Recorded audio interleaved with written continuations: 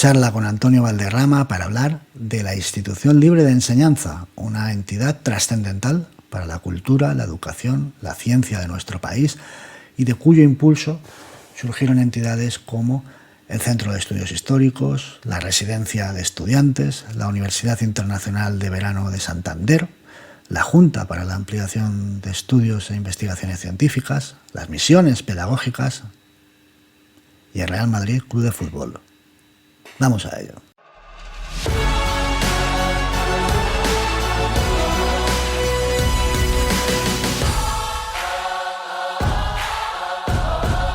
Hola a todos, hoy estamos de nuevo con Antonio Valderrama. Bienvenido, Antonio, ¿cuánto tiempo? Qué alegría verte otra vez. Muy buenas, la alegría y el placer es mío por estar otra vez aquí contigo.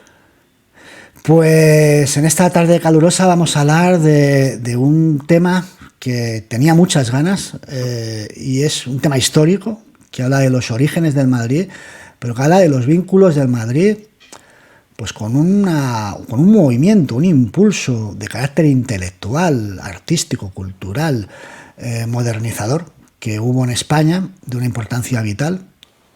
Y quiero tocarlo porque hay los antimadridistas ponen mucho énfasis en vincular al Real Madrid con algo oscuro, con algo reaccionario, con algo que tiene que ver con los movimientos más reaccionarios que existen, cuando curiosamente el Madrid nace de un impulso completamente contrario, ¿vale? Entonces vamos a explicarlo bien.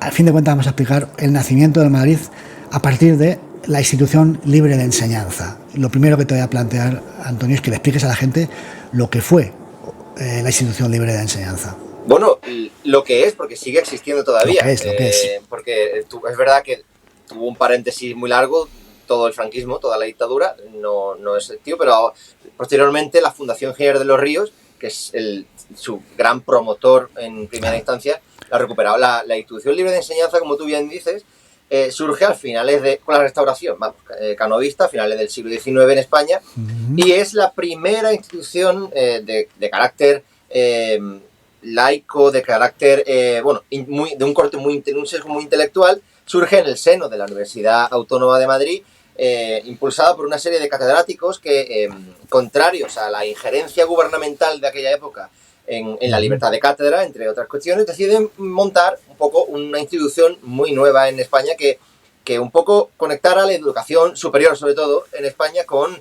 los valores más europeos, sobre todo lo que se hacía en aquella época en Inglaterra, que era el gran país del mundo, y de Europa, por supuesto, en aquella época, y de Francia, ¿no? Eran muchos anglófilos y francófilos de la época que deciden un poco educar a las nuevas generaciones españolas en valores, en la apertura de mente, en la racionalidad, en un poco alejar la educación de las manos de las órdenes religiosas, que eran donde, de forma mayoritaria había estado la educación en España pues desde hacía siglos, ¿no? Y claro, y en ese entorno tan excitante y tan nuevo de la Institución Libre de Enseñanza, pues se crían los hijos de las élites económicas, de la burguesía mercantil, comercial de Madrid principalmente, pero de Madrid y de toda España, porque claro, a Madrid mandaban a estudiar a sus hijos a las élites provincianas de todo el país, ¿no? Y en esas nuevas generaciones surgen los que luego fundarían el Real Madrid, claro. Sí.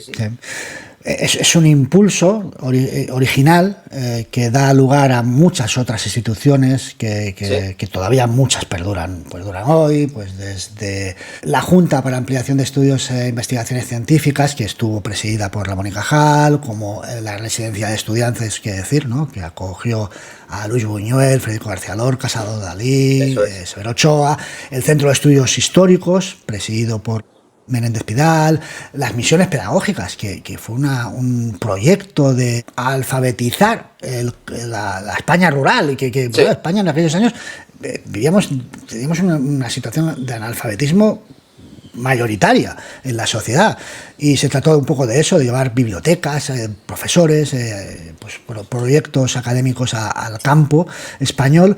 Muchas instituciones, que la Universidad de Verano de Santander, muchas instituciones que han servido o que sirvieron para crear quizá para generar pozo donde floreció quizá la segunda generación de intelectuales más importante de la historia de España, ¿no? Bueno, no la acabamos, no te la acabas si empiezas a enumerarla. Y además, curiosamente, en un dato que le gustará mucho a todos esos que achacan al Madrid la leyenda negra de pertenecer a lo más oscuro y sórdido de la tradición española, pues en ese magma, digamos, intelectual y humano, surgen también las generaciones políticas que traen a España la Segunda República, realmente gentes criadas en un cierta afán de convertir España en una democracia parlamentaria como era la inglesa, la francesa, etcétera.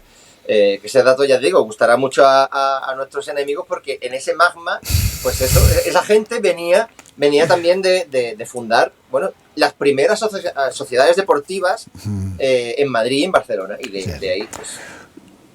Tú lo has explicado bien, la educación estaba controlada por la Iglesia a través de, bueno, a partir del concordato, pues esa función la tenía, era una atribución de la Iglesia, la educación en España, y un poco pues lo que pretendía la instrucción libre de enseñanza no era solo trascender al dogmatismo religioso, también al político, al de todos los órdenes, al filosófico. Sí. Era intentar convertir la educación. Ellos creían que la educación era el gran problema en España y la gran solución. Igual hoy también pasa lo mismo, pero decían que la educación era el gran problema y la gran solución. Y para ello decían, pues vamos a hacer una educación laica, pero sobre todo racionalista, humanista, y bueno, basada en unos criterios de un pensador, Krauss, eran krausistas, y intentaron pues divulgar eso. Y ya digo, a partir de ahí surgen un montón de movimientos. He citado todas las instituciones y tú has citado la última, el Real Madrid. El Real Madrid, eso es. El Madrid lo fundan institucionalistas, es decir, alumnos de la institución libre de enseñanza. Eso es. También porque, claro, una vez se abre la espita con la institución libre de enseñanza, surgen también otras instituciones académicas, pedagógicas, como los liceos franceses, que todavía hoy continúan existiendo y continúan constituyendo también, ahora mismo siguen siendo una de las instituciones de mayor nivel intelectual, donde educar a los niños.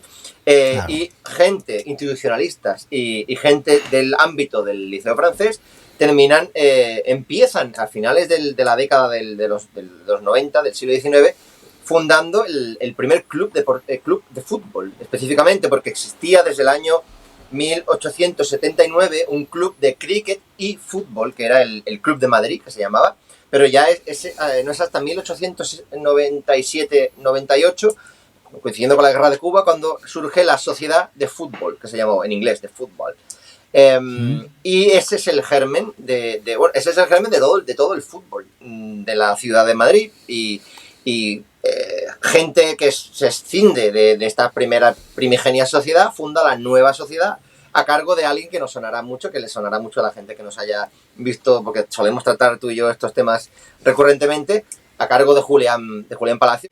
Y este sí que es el antecedente directo del Madrid Fútbol Club, que realmente de facto ya existe en el año 1900, en el cambio de siglo, pero que hasta el año 1902, hasta marzo del año 2, no cuaja, acogiendo de nuevo a los que se habían quedado leales a la vieja sociedad en la primera escisión, y esos leales de la vieja sociedad que habían permanecido fieles y se habían refundado en el Sky Fútbol Club, que eso sí que es un nombre que los libros de historia recogen ampliamente, a veces confundiendo un poco los años, porque la verdad, hay que decirlo, hay mucha confusión porque no hay un canon, no hay demasiados documentos que atestiguen, porque aquello era un ambiente muy informal en el que sucede todo esto.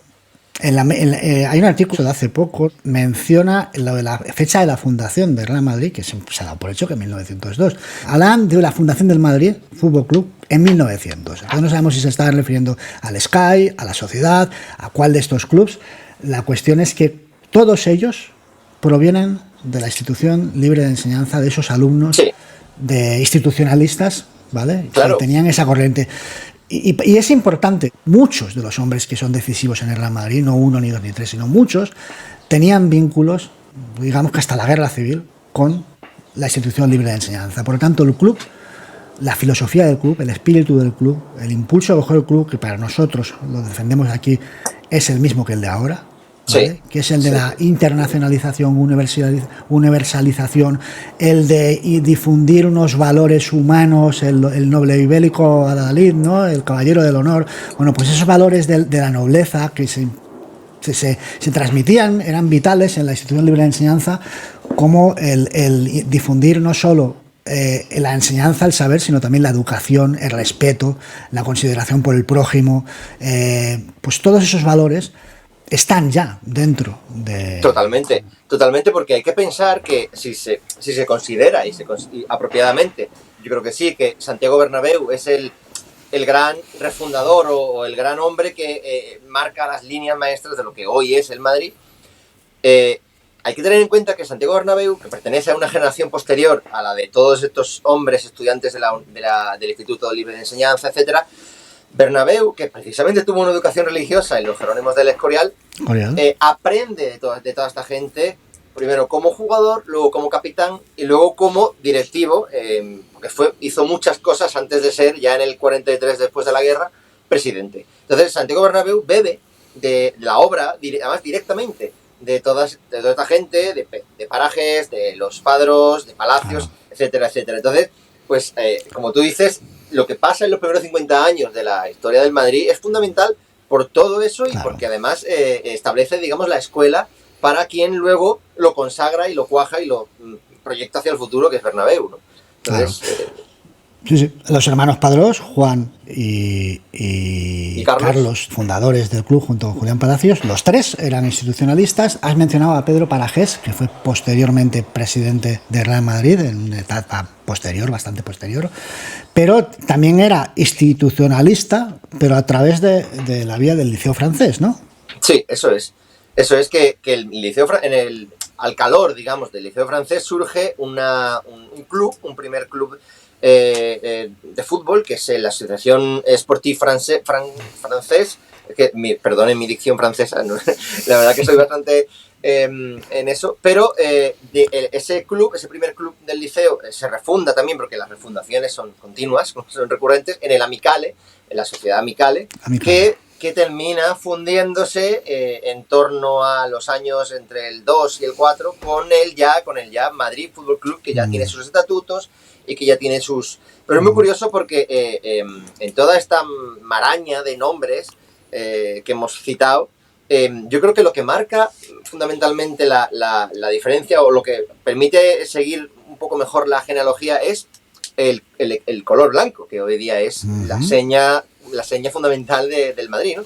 Y es que el color blanco separó a los disidentes de la sociedad y fundadores de la nueva sociedad, que intentaron luego, en torno al año 1900, reunificarse otra vez.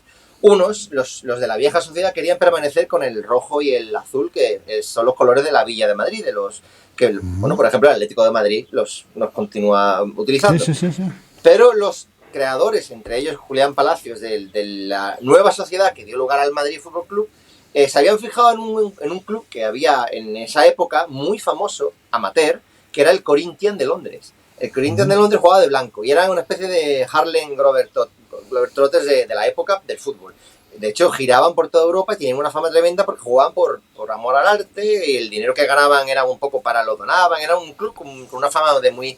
Y precisamente de ahí toman el color blanco y luego en el año 2, con los estatutos que todo el mundo conoce, lo formalizan como el color fundamental de... Entonces, eso también entronca con lo que decías de que era gente que miraba afuera de España y miraba al mundo y quería un poco... el color blanco era un color neutro. No querían tener los colores ni siquiera de la ciudad de Madrid que les daba el nombre. Querían ser algo más europeos, más cosmopolitas, que es lo que define a los que crearon el Madrid desde el principio. Gente que miraba afuera. Por lo tanto, hay una corriente de ejecutivos, directivos, presidentes que provienen directamente del Instituto Libre de Enseñanza, pero hay otros que provienen vía Liceo Francés, y también por ahí pues viene Pedro Parajés y viene Rafael Sánchez Guerra, pues otro de los presidentes de Real Madrid, pues bueno, nada más y nada menos un ministro de la República, ¿no? El último presidente electo antes de la Guerra Civil, efectivamente. Sánchez Guerra, que por cierto, la historia de este hombre es muy, muy interesante porque es verdad, no recuerdo ahora mismo, tiro de memoria, ya te lo digo, no recuerdo si llegó a ser ministro, pero sí que fue secretario, lo que hoy sería ministro de la presidencia, vamos, de la presidencia de la República.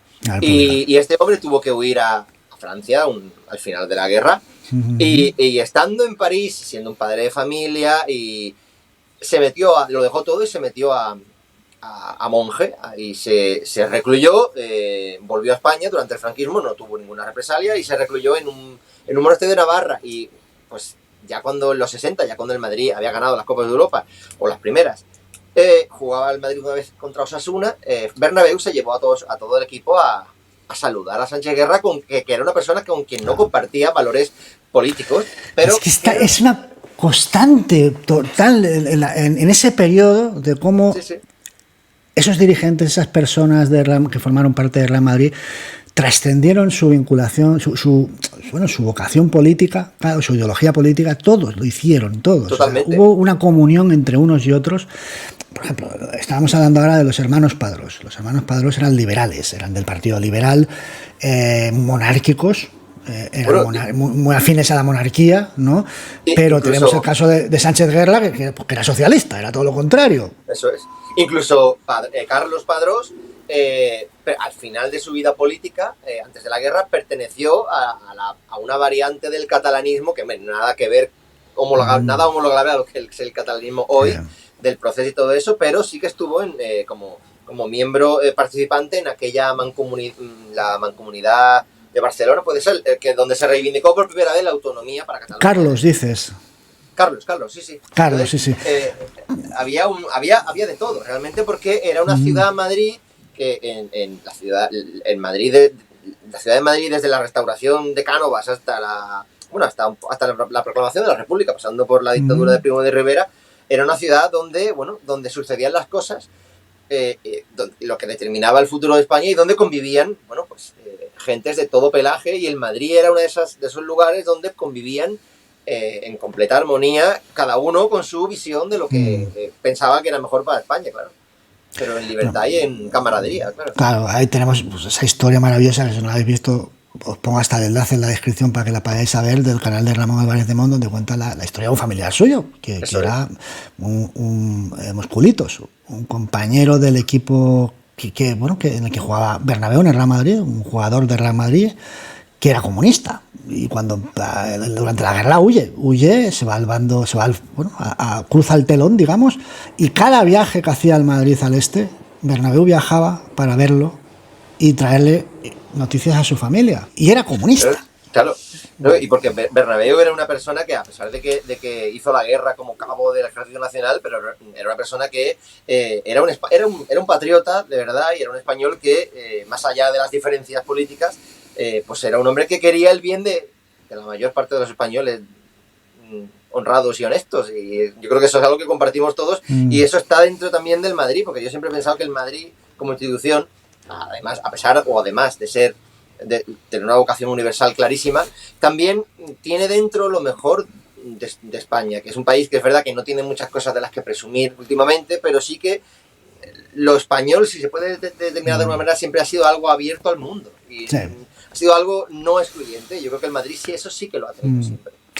Hay una historia curiosa en esto de la institución libre de enseñanza, y es que uno de los valores pedagógicos que más intentaron inculcar era el concebir la educación como algo global, no solo, ya digo, un aprendizaje académico de saberes, sino pues era aprender conocimiento, pero también en un saber humanístico. Por lo tanto, incluían la preparación física, es decir, el deporte. De ahí viene la introducción del deporte. Hemos hablado de Giner de los Ríos, que es uno de los principales promotores de la institución, pero otro hombre es Cosío, ¿no? Cosío es el que podemos atribuir incluso la introducción del fútbol en Madrid.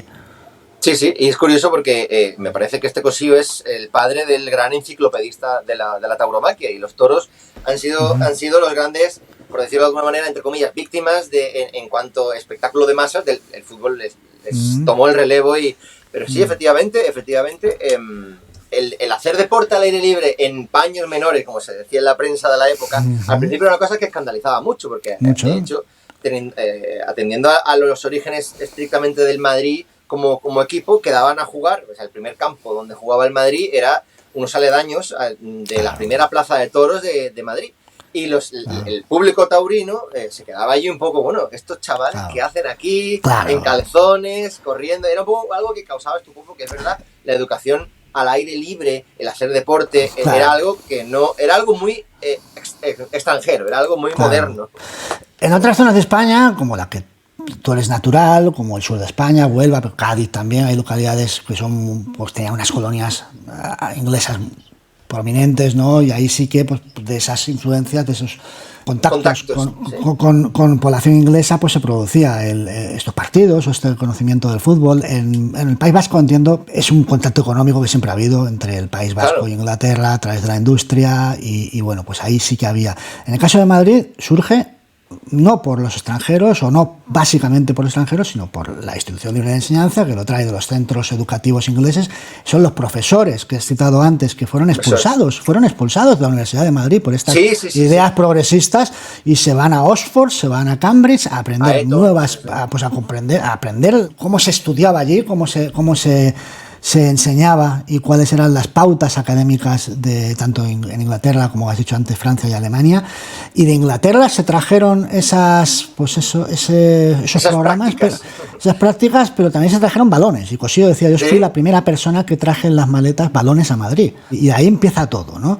Y a partir de ahí, pues ya digo, la ILE, la Institución Libre de Enseñanza, da mucha importancia a lo que era la práctica deportiva, también a las artísticas. Decían que el ser humano tenía que era todo le afectaba, o todo le influía, todo le pertenecía, ¿no? O sea, es aquello tan platónico de nada humano me es ajeno, pues eso. Nada me es ajeno, ¿no? Exacto. Entonces tenían que hacer, pues, aprender ciencia, pero tenían que aprender artes, tenían que aprender y hacer ejercicio. Y era algo vital. Y hay el Tratado de la ILE, de la Instrucción Libre de Enseñanza, especifica cómo ellos entienden que es más importante el juego, o que es más fácil de introducir el juego, la preparación física, por tanto el desarrollo físico de las personas a través del juego, que no de la gimnasia, le llaman, del propio deporte puro, ¿no? Entonces, a partir de ahí intentan meter el fútbol. Creo que fichan a un profesor inglés, se llama Capper, de filología inglesa, y lo traen para eso, para que introdujese el fútbol. Y el primer entrenador, aunque eso también es algo bastante más laxo de lo que hoy lo conocemos, la primera figura a la que se le puede llamar entrenador del Madrid es un inglés, es Sir Arthur Johnson, que además Arthur Johnson, entre sus facultades o atributos como entrenador, estaba la de que impedir o tratar de impedir que fumaran los futbolistas mientras jugaban, porque lo cual también era... Es muy gracioso, eso lo he leído y me ha parecido muy gracioso, porque digo, hostia, mira, está aquí, la tapa Sador desde el primer momento, porque hizo unas pautas, creo que era irlandés, ¿no? Para que no haya aquí luego irlandés, sobre cómo vamos a organizarnos. Voy a enseñaros a jugar al fútbol, pero primero vamos a marcar unas pautas, ¿vale? A esta generación, que eran pues 11, 12, con no sé cuántos jugadores, y primer punto es... tenemos que nombrar a un jefe, a un capitán, que será al que tengáis que obedecer y hacer caso cuando os pongáis a charlar y a fumar, dice. Fumar durante los partidos, dice, ¿vale? Pero es que el punto 3 también refiere a eso. Dice, tenemos que tener disciplina y no perdernos en charlas y tal, y conversaciones que nos distraigan del juego y tal. Digo, mira, aquí está la etapa Sador ya desde minuto 1. El Madrid lleva su grandeza y su decadencia, la lleva inoculada en los gérmenes. Pues lo que te contaba de Juan Padrós, que me he derivado, pero ahora vuelvo a conectar, es que Juan Padrós, pues, en la última etapa de su vida, se retira en Ávila, creo que compra unos terrenos en Ávila, igual que su hermano, curioso, porque todo es circular aquí. Su hermano se retira en San Lorenzo del Escorial. En el Escorial, efectivamente. En el Escorial, donde estudia Bernabéu. Donde está su infancia ahí, la de Bernabéu.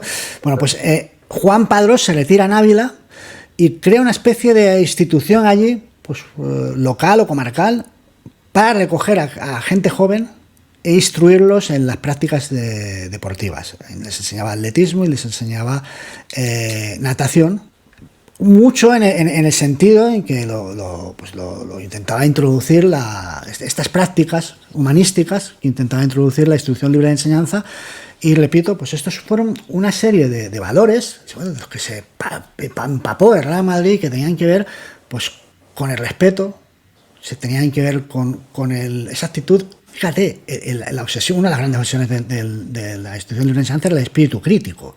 El no te conformes, exige, Bueno, pero le tuerce. Pues el espíritu crítico de Real Madrid, mira, es una variable más que tenemos que añadir a los pitos y a la exigencia, ¿no?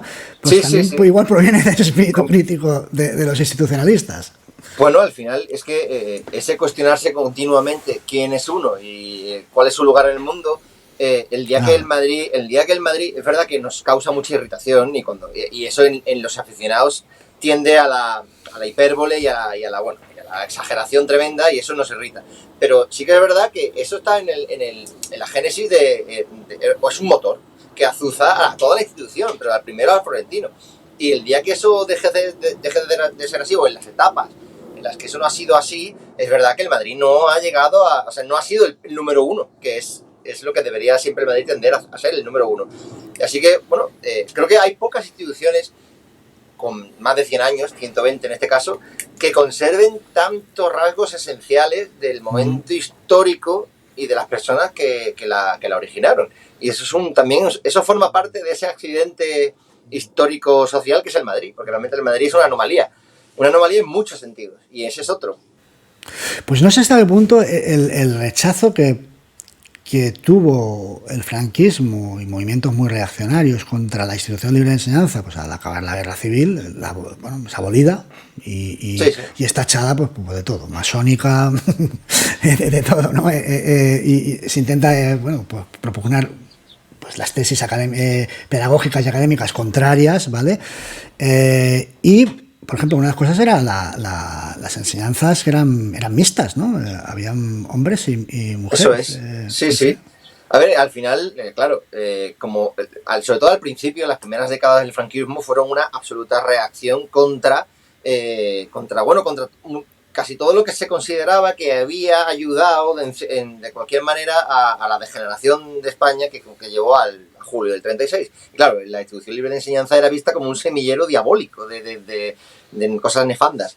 Y claro, todo lo que, porque al final es verdad que todos los hombres y mujeres que de alguna manera formaron parte de esa clase dirigente a la europea, que salieron de la institución libre de enseñanza, fueron los que de alguna manera trajeron la República a España. Y aunque fuera una cosa fallida, fue la primera vez que la élite política española no salía de grandes familias aristocráticas, sino que salía de gente que había sido criada en conceptos a la vanguardia. Claro. Salió mal, pero no fue por su culpa, sino fue por una concatenación de muchas circunstancias. Pero es la primera vez que en España se intenta hacer algo de esa forma, un experimento de esa magnitud. Y hubo cosas que no cuajaron, pero hubo otras que quizá en el plano más metafórico, simbólico como el Madrid, pero que han cuajado de una manera espectacular, y seguimos siendo lo mejor que tiene España, desde luego. Yo no sé hasta qué punto el hecho de intentar derribar cualquier huella de aquella corriente institucionalista tiene algo que ver con el hecho de que se ha dado mucho de ese silencio que ha tenido el Madrid con esta primera etapa. Esto hemos llegado a hablar aquí, de que en el Madrid, que la historia del Madrid, los primeros 50 años, que son apasionantes, es una pasada, es para hacer una película, son tremendos, y sin embargo apenas se cuentan, apenas se explican. Yo siempre he tenido la tesis de que apenas se explican, entre otras cosas, porque no se quiere que se sepa de dónde viene el Madrid, cuál es el origen y la raíz del Madrid, no se quiere que se sepa. Hombre, se dice, Madrid se olvidó. Yo quiero apuntar una cosa, Antonio, es Bernabéu, cuando muere, por ejemplo, Carlos Padrós, se ha dicho que se abandonó. Bernabéu acudió por supuesto, al sepelio de Carlos Padrós y a rendirle homenaje. Es decir, no es cierto. Pasa que es cierto que luego pues ocurrió como un tupido velo, no sé si un poco por esa corriente que imponía el régimen. Bueno, el propio Padrós, de hecho, que es un hombre que sufrió mucho, como prácticamente toda España durante la guerra, incluso sufrió un simulacro de fusilamiento en la provincia de Madrid. Su domicilio fue... por parte de los republicanos, por eso digo por parte de los republicanos. Sí. Entonces, pero claro, era un hombre, el propio Padrós era un hombre que no cabía en la España de Franco, sobre todo en la de los primeros 10, 15, 20 años. Entonces, él mismo, incluso antes de la guerra, abandonó toda... se quitó de en medio, abandonó toda vinculación voluntariamente por desengaños personales, por muchas razones. Él se fue a San Lorenzo de Escorial, se empeñó en experimentos socioagrícolas y abandonó toda vinculación con el fútbol. Quizá eso le influyera. A ver, estamos aquí especulando, pero por ejemplo, quienes están ahora mismo a cargo del Madrid, Florentino Pérez, es una persona que por lo que, bueno, a todas luces es un hombre moderno y de un corte, no creo que a Florentino personalmente o de alguna manera, no sé, le molestara ese origen del Madrid. Yo más bien tiendo a pensar que es un poco, o sea, la figura de Bernabéu es tan grande, es tan absolutamente cenital, que creo que entre que lo acapara todo y es muy fácil poner el inicio mítico del Madrid en su figura, y la indiferencia o dejadez también, porque el Madrid debe tener unos archivos acojonantes, o sea, debe tener todo lo que sobrevivió a la guerra civil. Seguro. Debe ser una cosa bestial. Seguro. Poder indagar ahí es una cosa vaticana, seguro. Pero claro, la grandeza de Real Madrid la trae Bernabéu, eso es incuestionable, es el hombre que refunda el club, ¿vale? Y el primer patriarca, y eso es indudable. Pero claro, primero, ese hombre proviene de la primera época. Claro. Es un hijo de la primera época.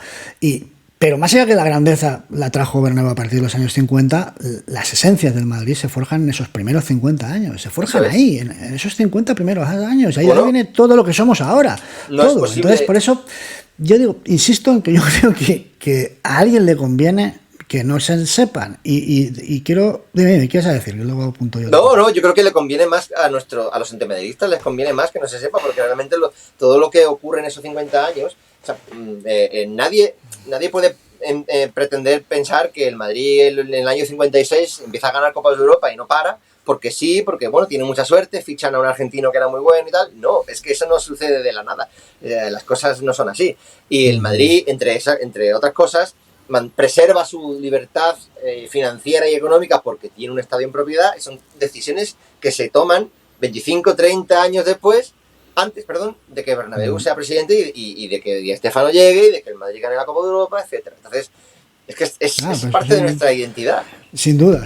Todas lo hemos comentado muchas veces, esas decisiones por ejemplo, de tomar responsabilidad de tu propio destino y decirle que no a la corona que no, decirle que no al franquismo cuando también intentan otra vez refundir los equipos de Madrid, también te niegas, es decir, es pues esa posición da constancia pues de esa independencia y de ese espíritu de querer valerse por sí solo que siempre ha tenido el Real Madrid, que viene de esa época de esfuerzo, de abnegación, pero también de tolerancia y de universalización.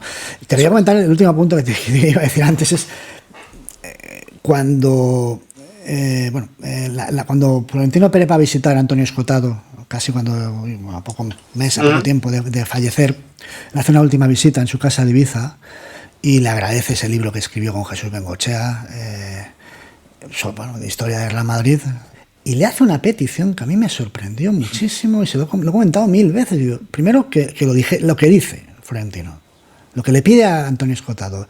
Y segundo, que nadie, Antonio Escotado dice que no puede, le da a entender que no, ya las razones son evidentes, pero lo segundo que me sorprende es que nadie ha cogido ese testigo, es decir, que Florentino Pérez pida un deseo y que nadie atienda a ese testigo. Eso es algo que siempre me ha dejado flipado.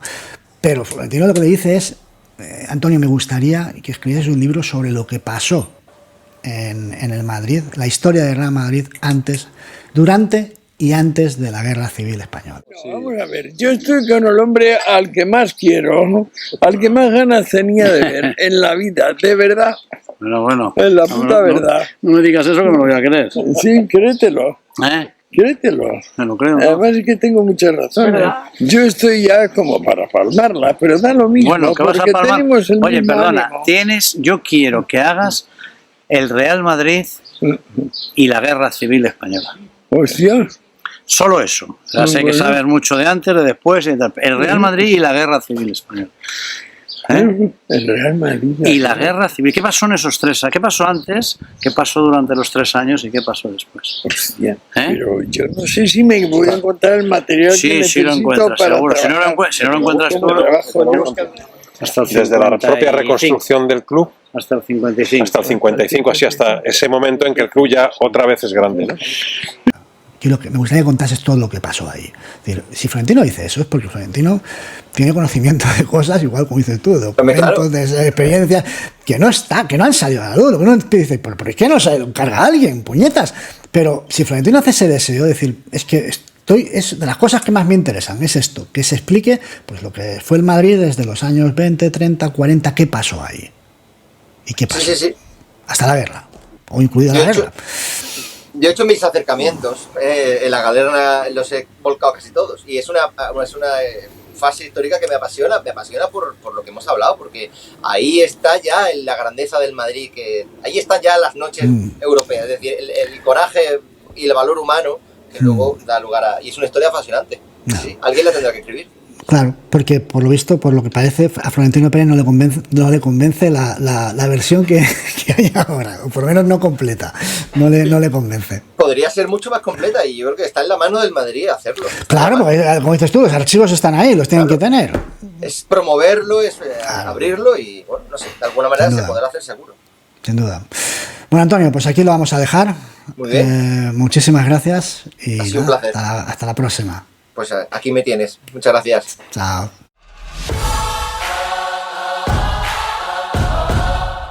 Ese talante precursor de Florentino Pérez, de innovación constante, de modernización, de adelantarse al resto y que convierte a Real Madrid en una avanzadilla de nuestro deporte, de su sector económico, de nuestro país, pues ya estaban presentes en las raíces fundacionales de nuestro club.